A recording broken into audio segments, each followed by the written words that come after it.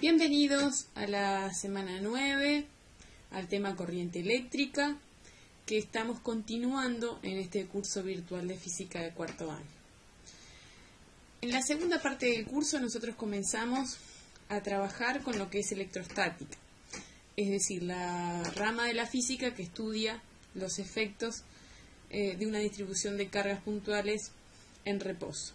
Ahora vamos a trabajar con lo que es electrodinámica o los efectos de cargas eléctricas en movimiento. Más precisamente lo que llamamos corriente eléctrica.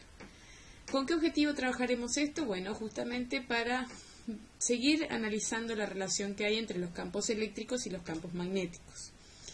Cuestión que nos ocupa dado que es un curso de luz y dentro del curso de luz ya comprobamos que la luz es una onda electromagnética, por lo tanto está conformada por campos eléctricos y magnéticos.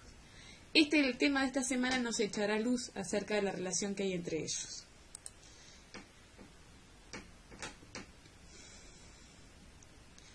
En esta semana entonces desarrollaremos, como ya dijimos, el tema corriente eléctrica, dentro de ellos los efectos de la corriente, ¿sí?, los circuitos y las magnitudes físicas y sus instrumentos de medida. A ver, no pretende ser un estudio riguroso de la corriente eléctrica, son conceptos muy básicos para que ustedes logren comprender algunos elementos de la vida cotidiana, pero de una forma básica. Siempre que existe una corriente eléctrica se producen tres efectos: efecto magnético o efecto Wörter, que es el que nos importa para el curso, efecto térmico o efecto Joule, efecto químico. Luego vamos a aprender cosas acerca de los circuitos, qué es una corriente, qué tipos de corriente existen, los elementos de un circuito eléctrico y las conexiones básicas que se utilizan en dichos circuitos. Luego vamos a definir dos magnitudes físicas que cuantifican justamente este fenómeno de dos formas diferentes. Para empezar, ¿qué es una corriente eléctrica? Corriente eléctrica es el desplazamiento de cargas eléctricas a través de un medio conductor, es decir, cargas en movimiento. Dicho medio conductor puede estar en cualquier estado de la materia, es decir, sólido, líquido o gaseoso. Acá vamos a poner ejemplos. Acá tenemos los metales y el grafito como ejemplos de buenos conductores eléctricos, ¿sí? Son sólidos. ¿Qué pasa? Los materiales se pueden clasificar en buenos o malos conductores.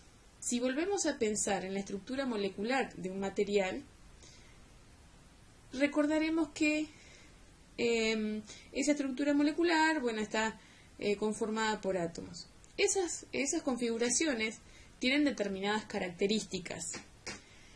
En los sólidos, la particularidad que tienen forma propia. Entonces, hay ciertas partículas subatómicas que no registran un desplazamiento. Es decir, hay ciertas partículas subatómicas que mantienen la estructura con forma propia.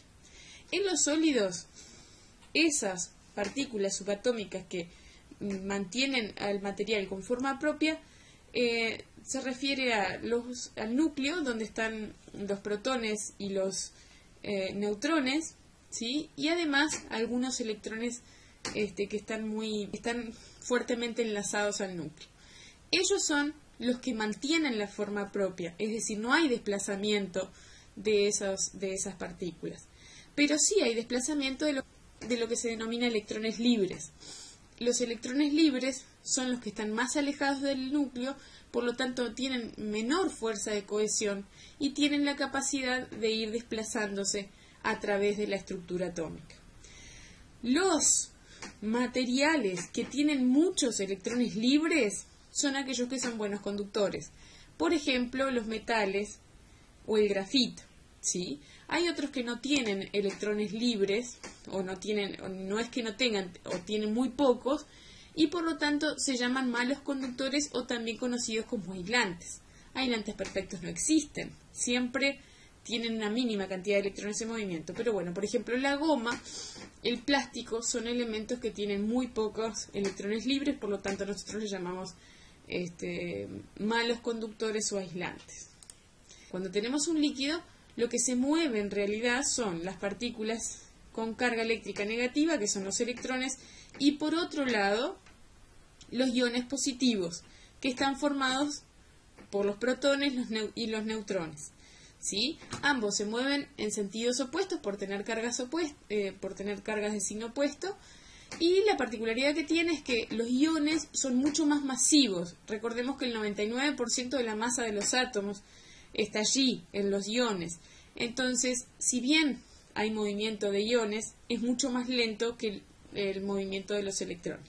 Pero recordemos que en una corriente eléctrica que se establece en una solución salina, por ejemplo, las soluciones salinas son muy buenas conductoras, se mueven entonces partículas positivas y negativas. La pregunta es, y a grandes rasgos, y antes de entrar un poco más en detalle acerca de lo que es la corriente eléctrica, ¿por qué habría de moverse una partícula negativa o una partícula positiva? Y claramente porque se le ejerce una fuerza de origen eléctrico. ¿Y quién le ejerce la fuerza de origen? ¿Quién es capaz de ejercer una fuerza de origen eléctrico a un cuerpo que tiene carga eléctrica? Y el responsable siempre será un campo eléctrico. Entonces, ¿qué quiere decir? Que dentro de cualquier conductor se establece una corriente eléctrica si y solo si allí se establece un campo eléctrico entre sus extremos. Acá, por ejemplo, se muestra que a un extremo del recipiente está conectado al borne positivo de una fuente y aquí al borne negativo de la fuente. Por lo tanto, allí entre las placas se genera un campo eléctrico y ese campo eléctrico es el que le va a ejercer fuerza de las partículas, tanto positivas como negativas. Bien, por otro lado también tenemos algunos gases en determinadas condiciones, los ionizados, que pueden establecerse corrientes eléctricas allí. Por ejemplo, los tubos luz son un ejemplo claro de que un gas ionizado, a través de él se puede establecer una corriente eléctrica. ¿Qué tipos de corriente eléctrica existen? Existen dos. Lo que se denomina corriente continua, o en los aparatos aparece como DC, Direct Current, que es en inglés corriente continua o directa, y por otro lado lo que es la corriente alterna. La corriente continua o directa es aquella que mantiene el sentido de la corriente entre los terminales. Estas fuentes tienen un borne positivo y uno negativo identificado. Cuando uno toma un aparato que funciona con corriente continua, en general tiene las palabras DC. Pueden, por ejemplo, fijarse en los cargadores del celular que allí aparece DC. ¿Cómo reconozco una fuente de corriente continua? Y porque en general, como dice allí, tiene un borne positivo y un borne negativo. Por ejemplo, puede ser una pila. ¿Sí? Una pila o una batería siempre estarán identificados. ¿Por qué? Porque la corriente siempre mantendrá el mismo sentido de circulación. Lo que se llama el sentido convencional de la corriente se establece siempre desde el positivo hacia el negativo. El símbolo de las fuentes de corriente continua se indica como esto. Esto es el símbolo de una pila. ¿Sí? Cuando hay más de dos rayitas de diferente tamaño, significa que es una batería de corriente continua. Bien, por otro lado tenemos la corriente alterna, cuyo símbolo de dichas fuentes es este que se muestra. Su sentido varía hasta 60 veces por segundo. Bueno, no siempre varía 60 veces por segundo, 60 Hz, sino que puse ese ejemplo porque es el que tenemos nosotros en las corrientes que llegan a nuestras casas. Desde la UTE nos proveen una corriente eléctrica que tiene 60 Hz, es decir, cambia de sentido 60 veces por segundo. Sus fuentes no tienen identificado un borne positivo y negativo. Si yo voy a enchufar en la pared, en la corriente de la UTE, un secador de pelos, una licuadora o una computadora, da igual cómo coloque el enchufe en el toma corriente. Justamente esa es la razón, porque varía el sentido de la corriente. Bien, siempre que existe una corriente eléctrica, se van a producir tres efectos. El efecto que más nos importa y el efecto que cambió de alguna forma o abrió un abanico bien importante en el estudio del electromagnetismo fue el efecto magnético o efecto Wörster.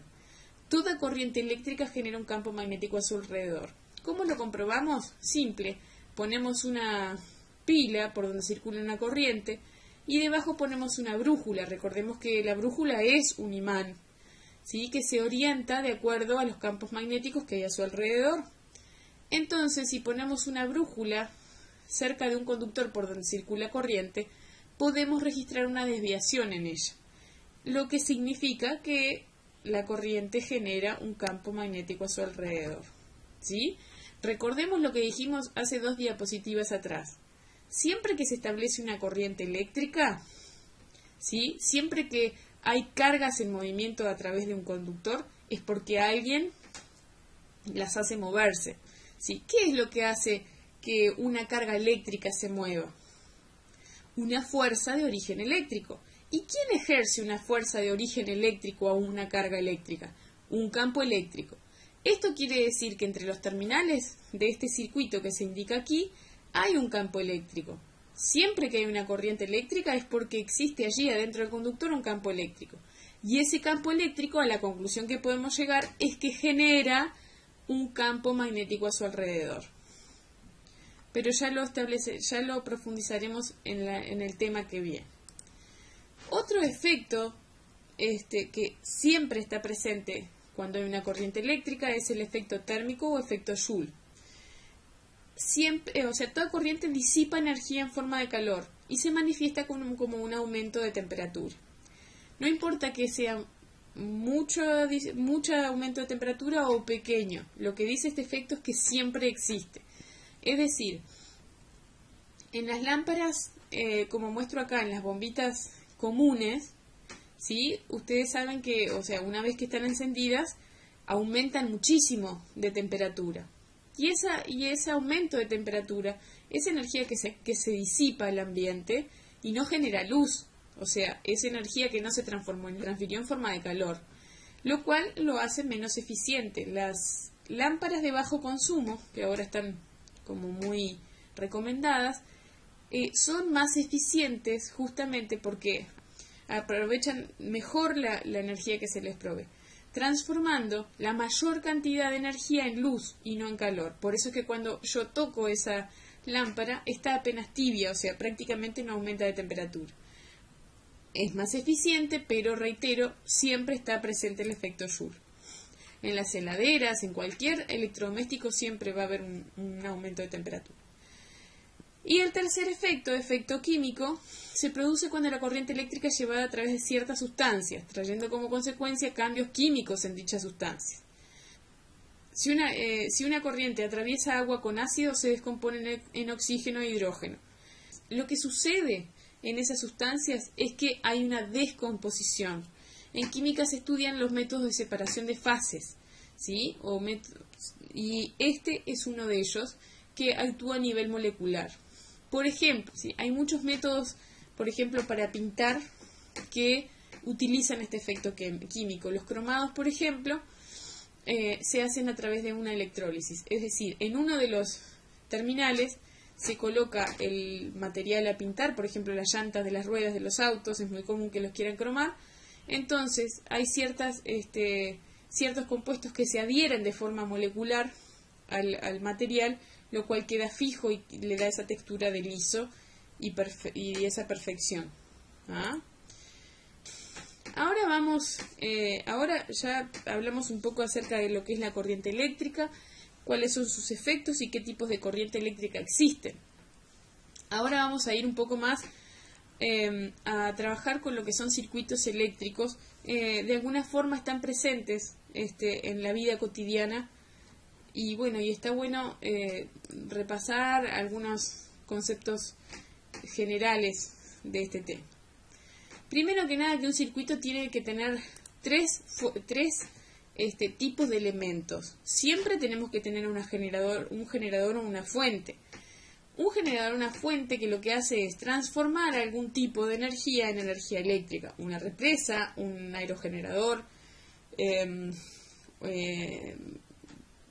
energía solar, en fin, existen muchas maneras de generar corriente eléctrica. ¿Ah? Otra cosa que en un circuito eléctrico tiene que estar presente son los receptores, es decir, los receptores reciben esa energía eléctrica y la van a transformar en otra cosa. Por ejemplo, una lámpara recibe energía eléctrica, la transforma en luz, una licuadora la transforma en movimiento, una estufa la transforma en calor, etc. Y por otro lado van a tener que tener cables conductores. Aquí estaba lo que les decía, son aquellos que transforman algún tipo de energía en energía eléctrica y son aquellos que transforman la energía eléctrica en otro tipo de energía, los receptores. O sea, hay muchísimos elementos de circuitos eléctricos. Nosotros vamos a ver los básicos, cómo se representa un cable, un interruptor, una pila de corriente continua, una batería de corriente continua, bombitas, o sea, lámparas de luz, amperímetros, voltímetros y resistencias. Básicamente esos son los que nos interesan. Pero sepan que existen muchos elementos más y que esto puede ser tan complejo a tal punto que hay cursos que justamente se dedican a esto. Por ejemplo, los electricistas o la ingeniería eléctrica justamente se dedican a desarrollar toda esta temática. Nosotros vamos a ir a lo más básico de cómo se conectan, las formas de conectar un circuito eléctrico. Por un lado tenemos los circuitos en serie. ¿Qué quiere decir una conexión en serie? Aquí tenemos los elementos, les puse un dibujo de un circuito y una representación. Aquí tenemos una pila de corriente continua. Por eso aquí la representamos de esta manera. Por un lado, el cable sale de la pila y se encuentra una lámpara. Y a continuación se encuentra otra lámpara. Esta conexión se le llama circuito en serie, cuando hay un elemento a continuación del otro. Luego, en serie con las lámparas, hay un interruptor que luego cierra el circuito en la pila. Esto sería lo que se llama circuito en serie. Y esto que les presento en esta figura es lo que se llama conexión en paralelo. Es decir, tengo un circuito con una lámpara y su interruptor en serie, y desde determinado lugar se conecta otra lámpara en paralelo. ¿Sí? Si vemos acá, en el flash que tenemos acá, la corriente circula independientemente por la lámpara 1 y la lámpara 2. Una cosa que es bien clara, por ejemplo, si por este circuito está circulando corriente eléctrica y se quema esta lamparita, ¿qué va a pasar con esta otra? ¿Va a seguir funcionando? No, una vez que el circuito se ve obstruido, ya, si están en serie, deja de funcionar todo el circuito. Este ejemplo lo podemos ver en las lámparas de Navidad, al menos en las antiguas. Era una guía larga con muchas lamparitas y si una se rompe, ya deja de funcionar toda la guía de Navidad. ¿Por qué? Porque están conectadas en serie. Pero si nosotros vemos, por ejemplo, los tubos luz que por ejemplo en los colegios, en los liceos, en las oficinas se utilizan, vemos que siempre están de a 2 o de a 3. Y muchas veces hay alguno que está quemado, pero siguen funcionando los otros. ¿Por qué? Porque justamente como se muestra acá en el flash, la corriente circula por uno de ellos, ¿sí? Y si, por ejemplo, se obstruye esta lámpara de acá, la corriente va a seguir circulando por la lámpara 1. Sin embargo, si se obstruye esta lámpara de acá, va a seguir circulando por la otra. Por eso que los tubos se quema uno y los demás siguen funcionando. Bueno, vamos a disponernos a armar un circuito, vamos a poner una batería, desde los extremos podemos sacar un cable, luego de ese cable podemos poner un switch, es decir, un interruptor, ¿sí? Luego del interruptor podemos poner dos lamparitas en serie, una a continuación de la otra, y luego desde este extremo cerramos el circuito, lo encendemos y ahí vemos cómo comienza a circular la corriente eléctrica. Sentido convencional de la corriente. El sentido convencional de la corriente siempre es de positivo a negativo. Entonces ustedes me preguntarán, ¿por qué motivo, en este caso, hay portadores de carga que se indican en sentido contrario? Perdón. Y eso es porque los portadores de carga que se consideran en un circuito convencional, arbitrariamente se asume de que lo que se mueven son las cargas positivas, siempre de positivo a negativo. ¿Ah? Si yo pongo una carga positiva dentro del cable, ¿sí?, y tengo un campo eléctrico que va de positivo a negativo, las cargas irían en este sentido. Eso es lo que se llama el sentido convencional de la corriente. Pero ¿qué es lo que habíamos dicho que sucede realmente en un conductor metálico, como puede llegar a ser un cable? Los que se mueven en realidad son los electrones. Entonces los electrones repelen al negativo de la batería y circulan en lo que se llama el sentido real, de negativo a positivo. De todas maneras, siempre que se hace un problema, se toma el sentido convencional de la corriente como que va de positivo a negativo. Acá muestra cómo se están moviendo los electrones. Bien, acá tenemos entonces un circuito en serie con dos lamparitas. Podemos hacer también es colocar dos o armar un circuito donde tengamos dos lamparitas en paralelo. Colocamos entonces la batería hacia dos extremos. Acá colocamos una lámpara donde la vamos a unir con los cables. No hay interruptor, por eso ya encendió la lámpara. Y desde un extremo vamos a colocar otra lámpara en paralelo, y cuando cerramos el circuito,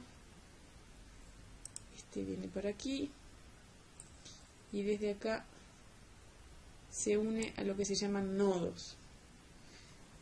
Es decir, estos puntos donde viene una cierta cantidad de carga y se divide, se bifurca, eso se llaman nodos. Acá tenemos dos circuitos en serie. ¿Qué pasa si yo, por ejemplo, elimino o se quema esta lamparita? Vamos a ver qué sucede. La elimino, miren, como que se quema. ¿Qué sucede? La otra lamparita sigue encendiéndose. Y si corro del lugar la lamparita, es decir, esta rama queda inutilizada, no circula más la corriente y esta sigue funcionando. Y ahora vamos a ver las formas de cuantificar la energía o la corriente eléctrica.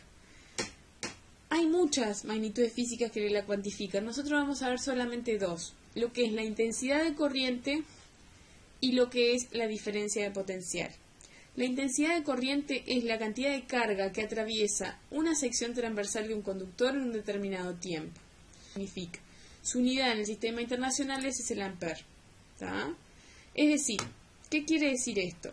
Yo tengo acá la batería y la lamparita, ¿sí? Una sección transversal es un corte transversal justamente a lo que es el cable.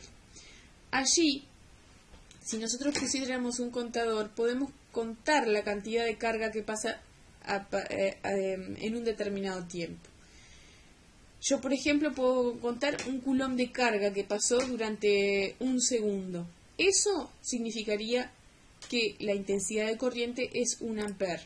¿Tá? Se calcula como la carga que atraviesa esa sección, que yo la voy a indicar de alguna manera, dividido el tiempo.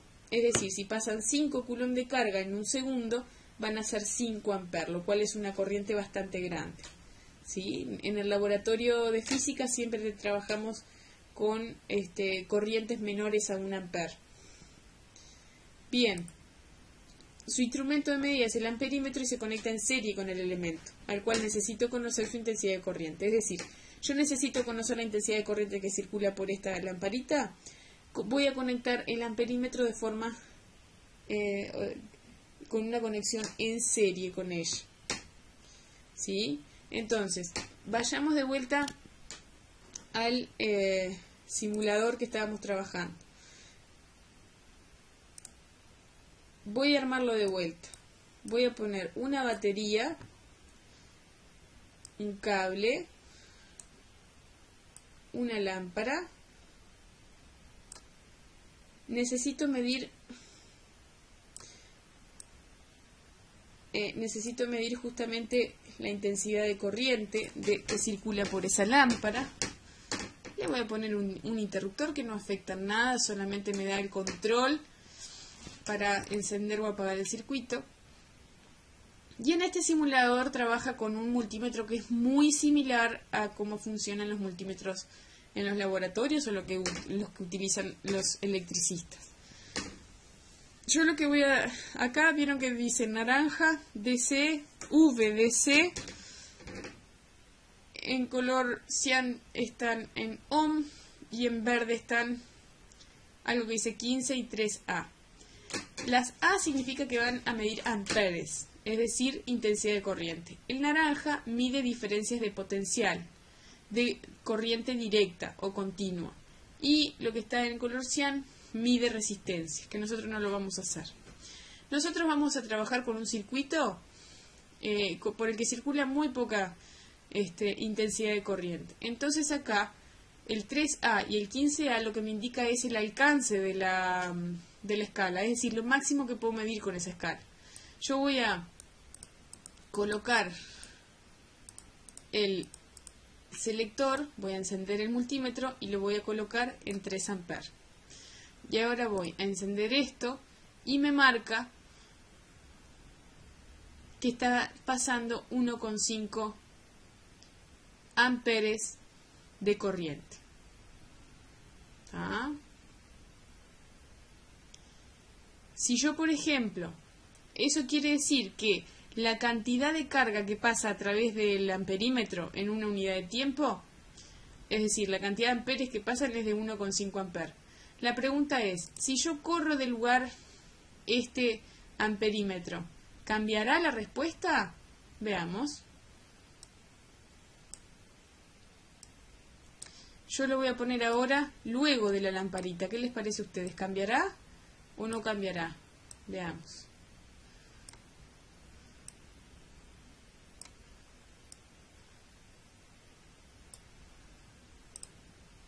No, no cambia, porque la cantidad de carga que pasa a través del conductor en un determinado tiempo siempre es el mismo. ¿Ah? Este ejemplo es muy similar al de un peaje. Si yo tengo una carretera por la que quiero, cobrar, sí, lo que hacen los peajes, pero además quiero contar la cantidad de carga que pasa o la cantidad de autos que pasan en un determinado tiempo, no lo puedo conectar en paralelo, porque si no los autos se me irían por otro lado y yo pierdo la capacidad de contar.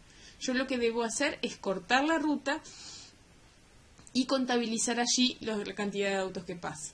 Es decir, un peaje estaría conectado en serie justamente con los elementos al que le quiero medir la intensidad de corriente. Lo mismo pasa con el amperímetro. Tiene que estar en serie con el elemento al que le quiero medir la intensidad de corriente. Con la imagen que a mi gusto puede llegar a ser una analogía. Ahí está el peaje que mide la cantidad de autos que pasan en un determinado tiempo. ¿Sí? ¿Por qué se pone el peaje en una ruta donde no tiene rutas alternativas? Bueno, porque primero dejarían de cobrar, lo cual no tiene sentido, y no estaría contabilizando de forma correcta. Lo mismo pasa con el amperímetro. Debe colocarse en serie con el circuito al que le quiero medir dicha magnitud física. Bien, y ahora vamos a la diferencia de potencial, y ahora sí es simple una analogía de lo que es un circuito eléctrico y un circuito hidráulico. Es decir, un circuito hidráulico tendría una bomba, una llave de paso y acá hay un elemento que genera un movimiento, ¿sí? Y ese movimiento luego puedo llegar a generar corriente eléctrica o lo que sea. Bien, ¿cuáles son los elementos que yo necesito? Primero, conductores, ¿sí? Primero conductores. El interruptor en el circuito de corriente eléctrica sería una llave de paso, un interruptor. Aquí sería una llave de paso. El receptor es algo que transforma esa energía de movimiento en otra cosa. En este caso, la corriente eléctrica lo está transformando en movimiento de un ventilador. Y en este caso, mueve también esta turbina. Perfecto, pero hay algo allí presente que le tiene que aportar al circuito cierta energía de alguna forma, ¿sí? Que en el caso del circuito hidráulico sería una bomba. Análogamente, en el circuito eléctrico tenemos una pila.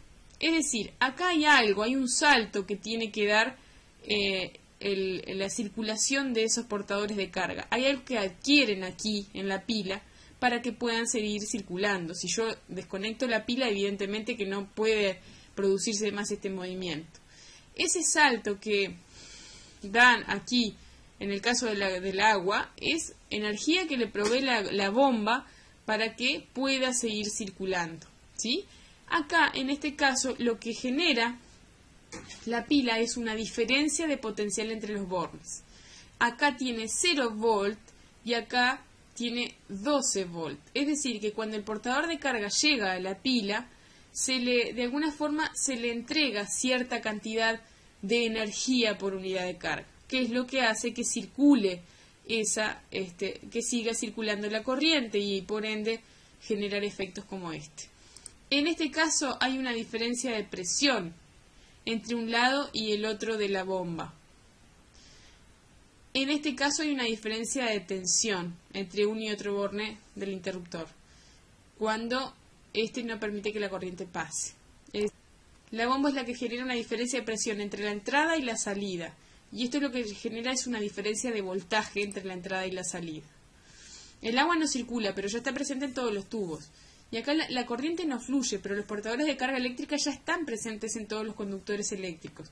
No olvidemos que lo que circula a través de los cables son portadores de carga, son electrones, que los electrones son lo que conforman la materia, ¿sí? No es que salen desde la fuente, no, están presentes en todos los conductores, donde tienen muchos electrones libres.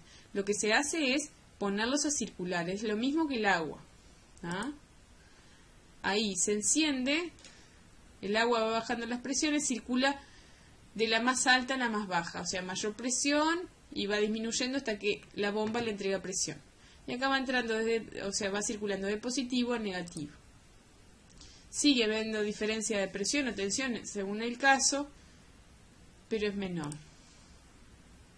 Y bien, formalizando un poco entonces, la energía necesaria para mover cargas entre dos puntos del circuito por unidad de carga sería la diferencia de potencial. Es decir, la energía que se provee para mover las cargas entre un punto a otro por unidad de carga. Yo tengo una batería de 1,5 volt. ¿Sí? Voy a poner una lámpara o dos lámparas en serie. Le voy a poner el interruptor. Y acá yo quiero saber cuál es la diferencia de potencial que hay entre los extremos de esta lámpara. ¿Sí? Si la pila provee 1,5 volts, es decir, la diferencia de potencial entre el negativo y el positivo es de 1,5 volts, los receptores tendrán que sumar también un consumo, por decirlo de una forma, de 1,5 volts. Vayamos al multímetro. Por ejemplo, si quiero medir la diferencia de potencial de la lámpara 1, tengo que conectarlo en los extremos de la lámpara 1. Y acá voy a seleccionar voltaje, un voltaje máximo de 3 volts.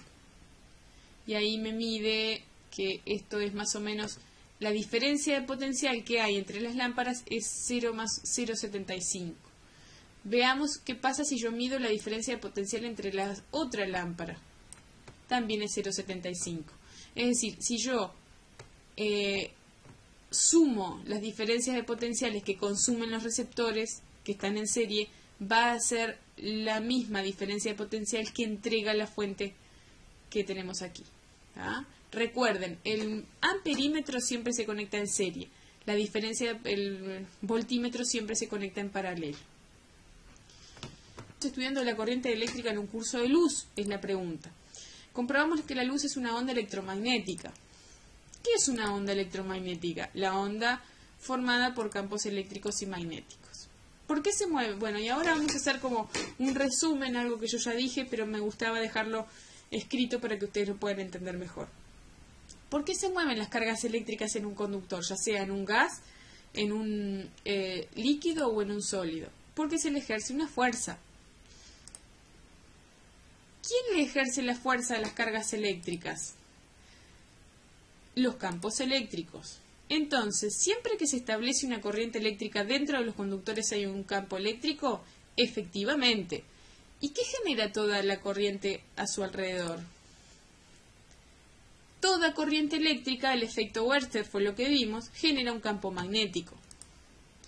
La conclusión es que todo campo eléctrico genera un campo magnético a su alrededor. Y con esto estamos relacionando los dos conceptos de campo eléctrico y campo magnético. Lo que vamos a hacer en el próximo tema es trabajar sobre el concepto de campo magnético. Y de esa forma, ya después, en el siguiente tema, vamos a trabajar sobre la formación de la onda electromagnética.